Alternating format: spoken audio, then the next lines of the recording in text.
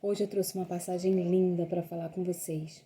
O meu nome é Luciane Gonzaga e eu sou uma serva do Deus vivo.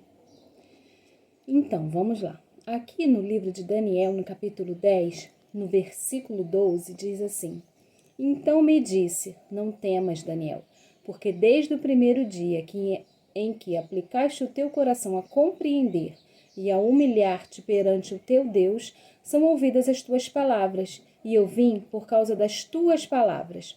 Mas o príncipe do reino da Pérsia se pôs defronte de mim 21 dias, e eis que Miguel, um dos primeiros príncipes, veio para ajudar-me, e eu fiquei ali com os reis da Pérsia.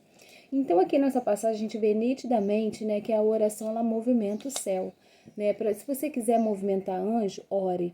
Né? E quando a gente ora, quando Deus nos ouve, né, existe uma batalha nos céus. Né? Existe toda uma guerra, porque o inimigo tenta todo tempo nos parar, né, nos derrotar, nos impedir, mas o Senhor envia seus anjos a pelejar por nós. Na Bíblia, a gente vê várias passagens em que fala que Deus, ele envia os seus anjos para nos guardar, assim como diz lá no Salmo 91, né?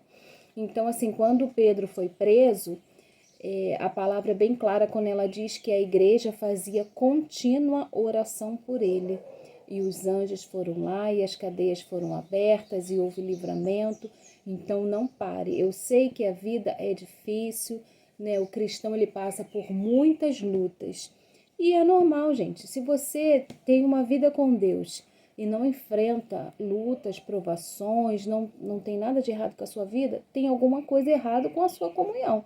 Porque se você não bate de frente com o inimigo ao longo da sua caminhada, significa que você está indo para o mesmo caminho que ele, né? Para o mesmo lado dele. Não está indo na contramão. Então, fique esperto. Ah, mas sou crente e vou ter que viver na luta. Não, gente. Entendeu? A luta é só um processo, é só uma fase. Até porque a gente precisa, né, dessa fase. Muitas das vezes Deus permite que a gente passe por certas provações por amor. Porque quando você está na prova, quando você está na dificuldade, você ora mais, você jejua mais, você se humilha mais, você se entrega mais. E quando está tudo bem, você vai deixando Deus de lado, né? E como Deus, ele te ama, né? Ele não quer que você se afaste dos caminhos dele, ele permite que certas coisas aconteçam na sua vida, que é para você estar sempre ali, pertinho dele, orando, buscando, jejuando.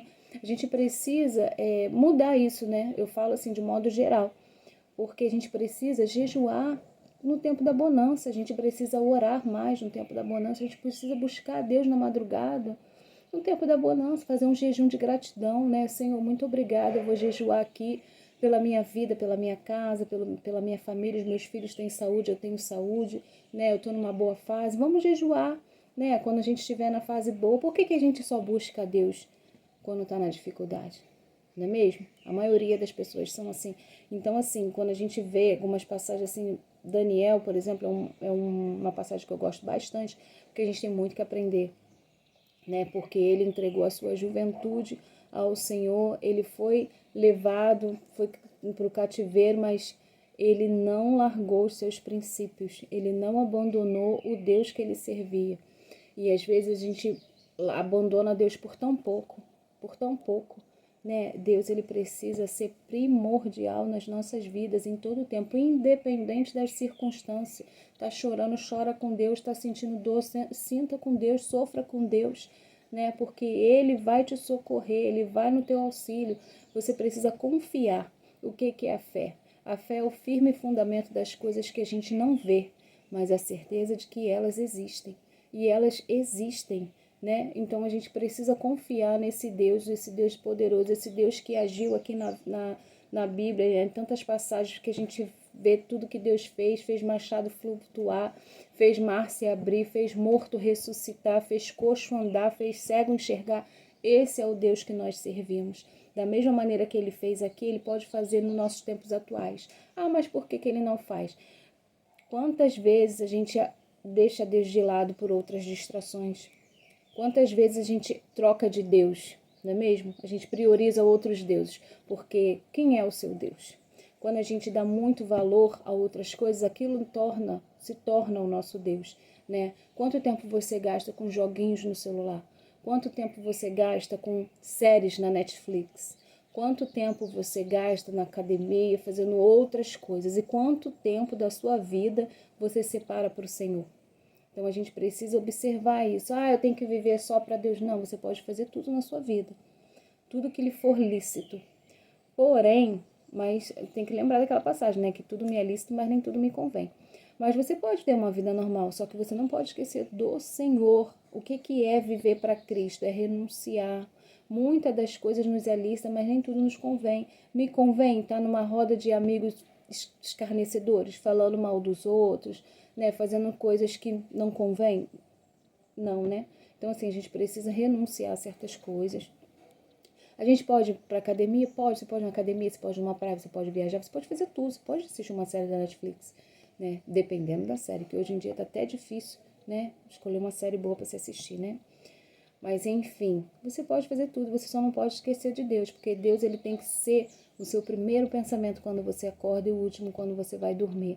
Você tem que estar ali, ligada com ele o tempo todo, você tem que orar, jejuar pelo menos uma vez na semana, gente. O cristão ele precisa fazer um jejum, porque o jejum é que fortalece ele no mundo espiritual, né? Então assim, vamos pensar bem, às vezes a gente fica assim reclamando, né? Porque nós, seres humanos, temos muito o hábito de reclamar. Por que Deus fez? Por que Deus não faz? Porque fez na vida do fulano, porque fez. Mas como que você quer alcançar o sobrenatural se você não sai do natural? Para você entrar no sobrenatural, você tem que sair do natural. Você tem que matar a sua carne, você tem que renunciar, você tem que se arrepender. O evangelho é feito disso. E aí sim você vai conseguir alcançar tudo aquilo que o Senhor tem guardado para nós, para mim e para você. Mas não é assim, de graça. Existe, né? Existe algumas coisinhas que a gente precisa estar fazendo.